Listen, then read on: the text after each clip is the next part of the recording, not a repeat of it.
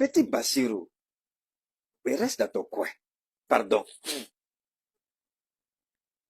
Il dit, au début, hein, quand il est venu, il a changé de bouche. Parce que nous, on savait. Quand Macron a pris son téléphone pour l'appeler, on savait déjà qu'il était en mission.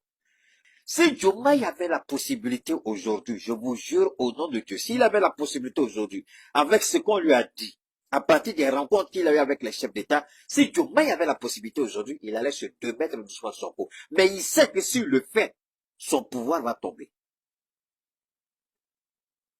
Si Diomaye aujourd'hui avait les mains libres, il allait se débarrasser d'Ousmane Sonko.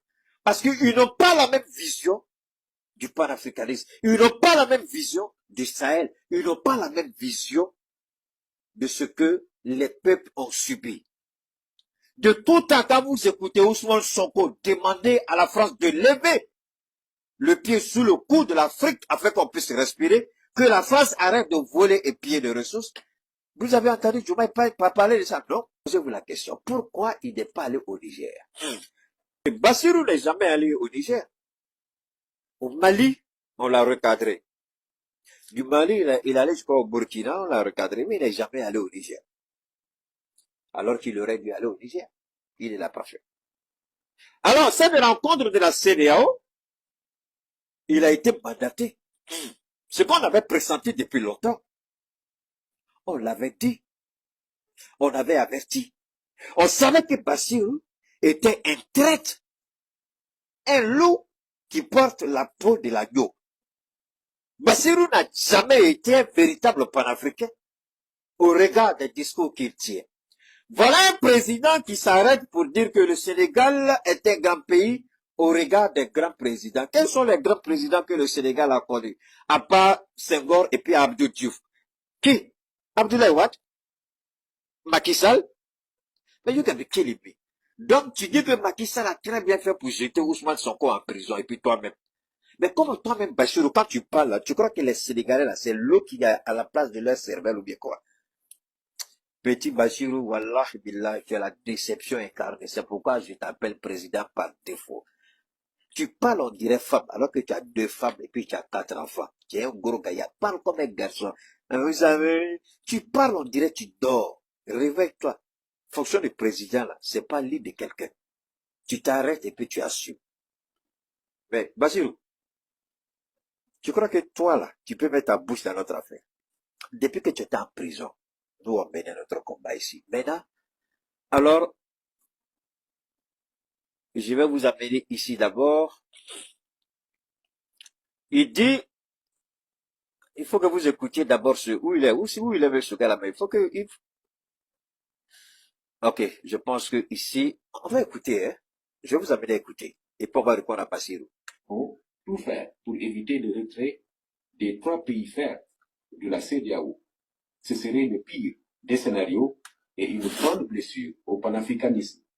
Un legs des pères fondateurs que les dirigeants d'aujourd'hui ont la responsabilité. Bon, je vous en prie, hein. Ça, c'est le reportage de la radio-télévision du Sénégal. Donc, la presse sénégalaise nationale est en train de défendre le président sénégalais.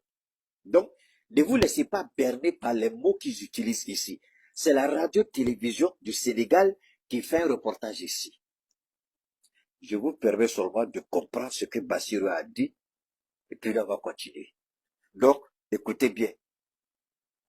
Historique de sauvegarder et de transmettre aux générations futures.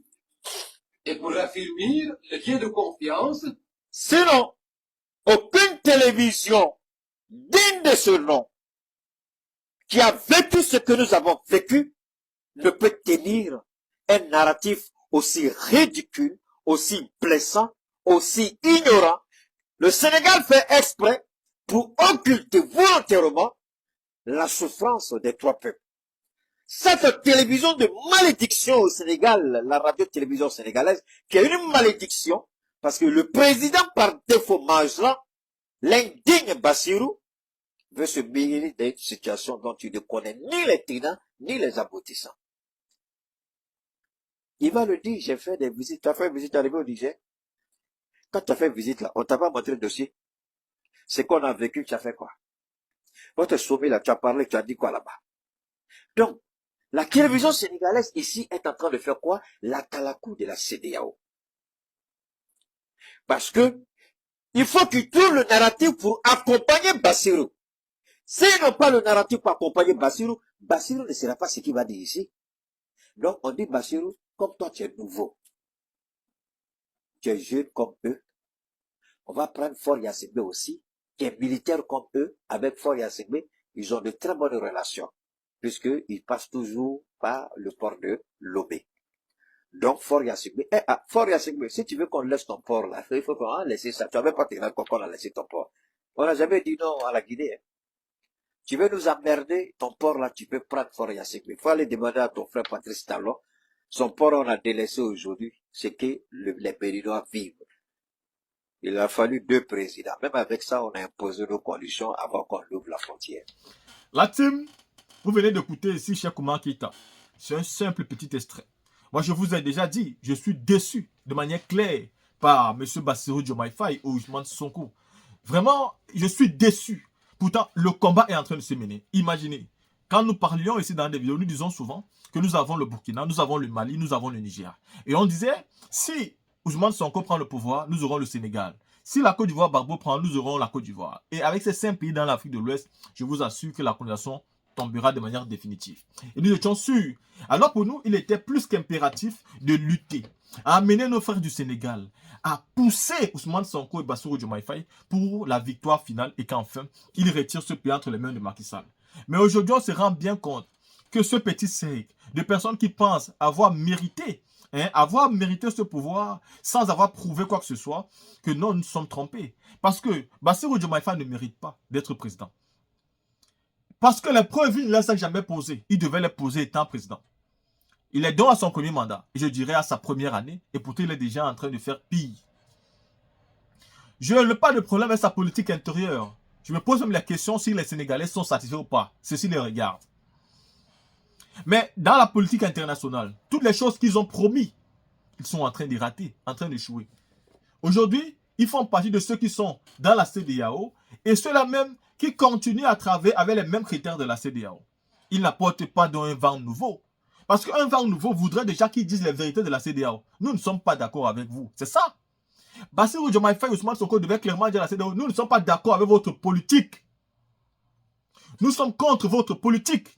Nous sommes contre les sanctions. Nous sommes contre les menaces. Nous sommes contre les intimidations. Nous sommes contre les sanctions contre les populations. Nous voulons l'ouverture des frontières. Nous voulons une libre circulation. Nous voulons une véritable Afrique de l'Ouest réunis ensemble, sans discrimination. Nous ne voulons plus avoir les directives qui viennent de l'Occident. Nous ne voulons plus une CEDEAO où il y a les Européens à l'intérieur. Nous avons vu ici Jean-Yves Le Drian nous dire que la CEDEAO, c'est pour nous aussi. Ça veut dire que la CEDEAO appartient aussi à la France. Donc la France est partie intégrante de la CEDEAO et c'est un problème. Dans l'AES, on ne connaît pas ça. Bassirou Diomaye Faye et Ousmane Sonko sont des traîtres. Jusqu'à preuve de contraire, je pense qu'ils sont des traîtres. Je me suis abstenu pendant beaucoup de temps pour ne pas prendre position par rapport à cette affaire. J'avais toujours la ferme conviction que Ousmane Sonko pouvait gérer le problème. Mais aujourd'hui, je suis sûr à 100% que la seule chose qui les intéresse, ces deux-là, c'est de qui gouverne. Ou ils gouvernent en duo, ou c'est une personne qui gouverne. C'est la seule chose qui les intéresse. Le peuple africain ne les intéresse absolument pas. D'ailleurs, je ne pense même pas que le peuple sénégalais les intéresse aussi. C'était juste de venir au pouvoir. Jusqu'à ce qu'ils nous prouvent de manière claire et nette, précise, qu'ils ont changé.